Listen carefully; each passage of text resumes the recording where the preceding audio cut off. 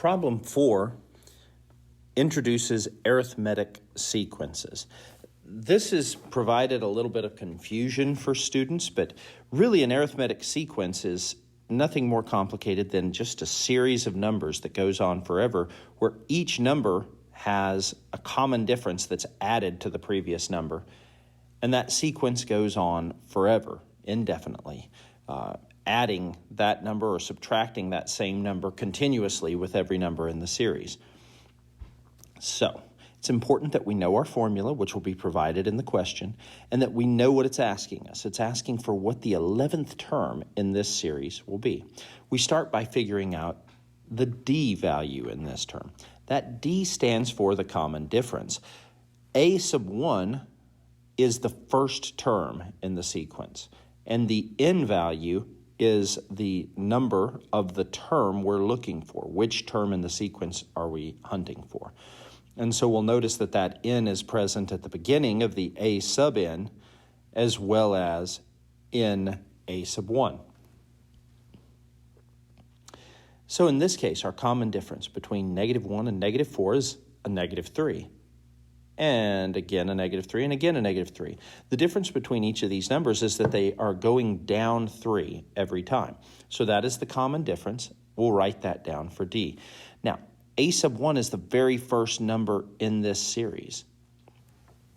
In that case, the very first number that's listed here is -1. -1 is going to be the first number in my series. So I'll end up writing a -1 for that. Remember, the little subscripts, those are names or labels. We don't use them to do actual math with. That's just telling us which A value we want. A standing for a value in the arithmetic sequence. We want the first one right there. Now on this one, we want the nth value. Well, what is the nth value? In this case, for the question, the number that we're looking for is 11. So the N value will be an 11. Now I need to fill out the formula that I have using these values, and then I can simplify. So a -1 plus a -3 times 11, which is my N value, minus 1, close parentheses. I want you to notice that if I were to take that exact phrase and type it just like that into Desmos, Desmos will solve it for me. And at this point, that's probably the best idea. Otherwise, I can do it by hand. I always start with what's inside the parentheses, so I put that together. 11 minus 1 is 10. I do multiplication next. -3 times 10 is -30. And now I'm going to take a -1, and then I'm going to add a -30, so I don't really need to include that plus sign. I can just put -1 minus 30. Those two are the same thing, by the way. And I'll get my answer, -31. On question number 5. Question number 5, by the way, and just to make a quick note about number 4. Again, you will always have that formula. So don't worry about that. That will always be there for you. On these questions, you'll have that on your STAR reference sheet as well when it comes time to take the STAR test. You just need to know what each term is so that you can plug in values.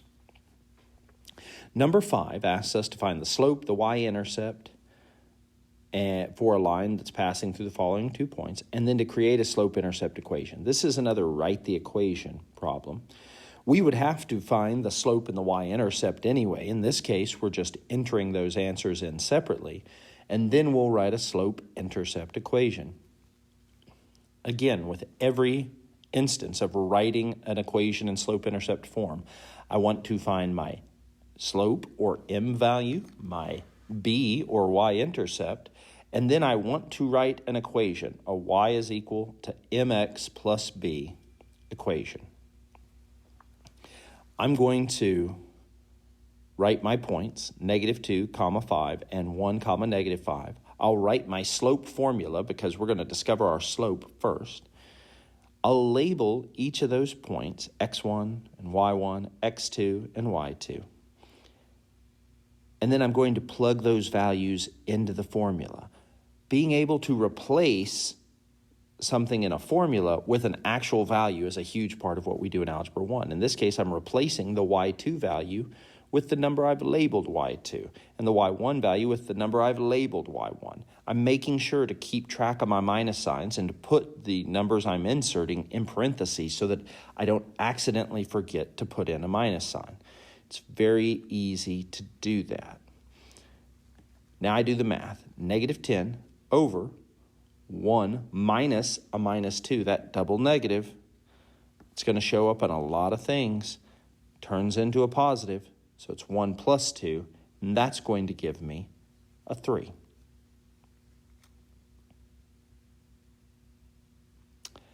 Now,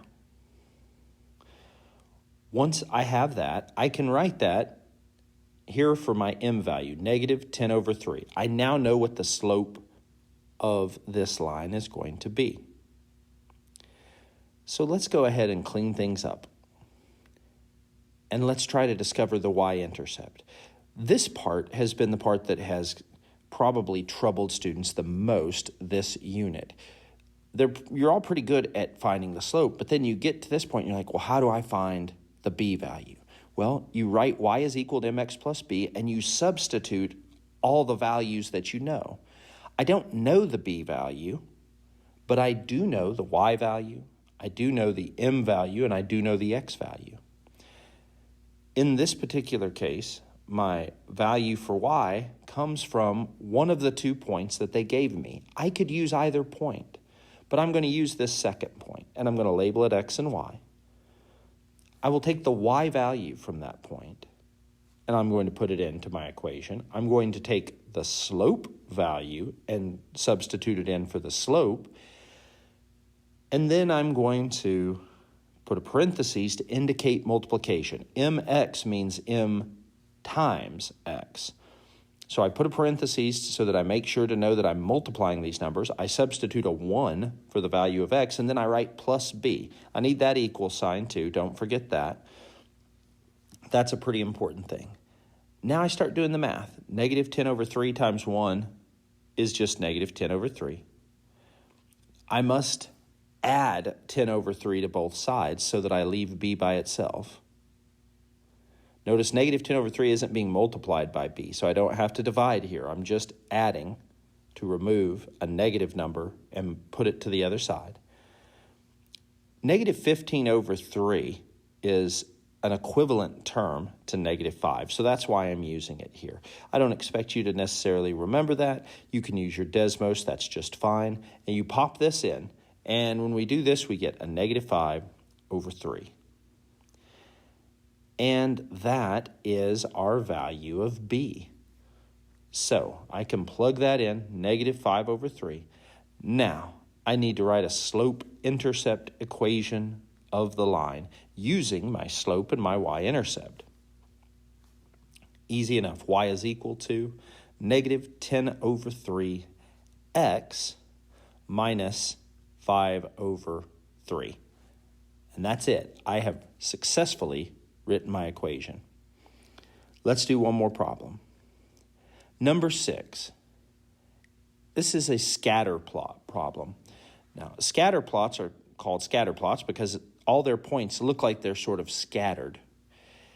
And in this question, we're asked about correlation. Remember, correlation is how connected are these points together? How do they move in a generally similar direction? And if so, how connected or correlated are they? And so I'm looking for something that has a scatter plot where the points do look like they're somewhat connected, and then they have a negative correlation. Well, remember, positive means that if they're going in a line or moving in a general linear direction, and they're moving up from left to right, they're positive. If they're moving down from left to right, they are negative. So we're looking for something that is connected, that is correlated, but that is also negative. When we look at these points, that's kind of a rough line of best fit, but notice that line's going in the positive direction. It has positive slope. That's not what I'm looking for.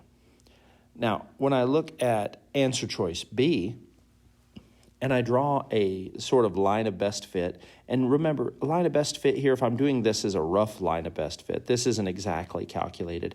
It's sort of just in the middle of the point. Now notice that line has a negative slope, and those points do seem to be connected or correlated together. We'll come back to that, but let's check the other answers.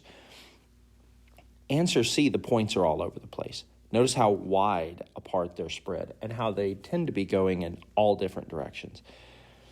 You know, some of them are going that way, some of them are going that way. There doesn't seem to be any correlation here. They are truly scattered, and that's not what I want. So there's no correlation whatsoever here. That can't be my answer.